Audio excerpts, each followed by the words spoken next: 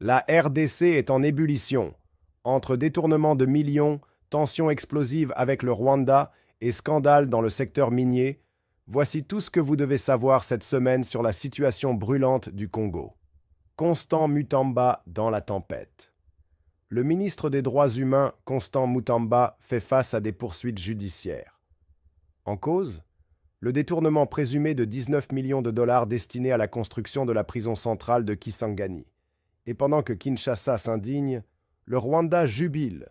Le ministre rwandais des Affaires étrangères a réagi avec sarcasme, parlant de la loi du karma.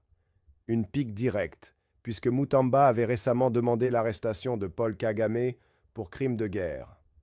M23, Ouazalendo, FARDC, le rapport choc de l'ONU. Un rapport explosif de l'ONU accuse toutes les parties armées, y compris les rebelles du M23, les Ouazalendo et même l'armée congolaise, FARDC, de violations graves des droits humains, massacres de civils, recrutement d'enfants soldats, déplacements forcés. L'ONU exige le retrait immédiat du M23 et des troupes rwandaises du territoire congolais. Combats et tensions dans l'Est. Pendant ce temps, la situation empire dans le Nord Kivu. Des combats meurtriers opposent le M23 au CMC, une autre coalition armée. À Walikale, des miliciens de l'AFC M23 ont même incendié un village entier, provoquant des déplacements massifs de civils.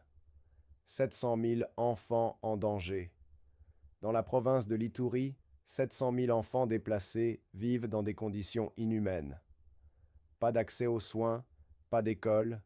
Certains sont exploités dans les mines, d'autres forcés à se battre. C'est une crise humanitaire catastrophique. Affaires minières, 15 millions qui font polémique. Un accord de 15 millions de dollars a été signé avec la société Alpha Busy Mining pour l'exploitation du gisement de cassitérite, mais plusieurs voix s'élèvent. Où est passé l'argent? Y a-t-il eu corruption? Le Parlement lance une enquête pour faire la lumière. INGA 3. Un projet électrique qui divise. Le barrage Inga 3 est relancé avec 250 millions de dollars de la Banque mondiale. Mais les pêcheurs et les populations locales dénoncent un projet opaque qui risque de répéter les erreurs du passé.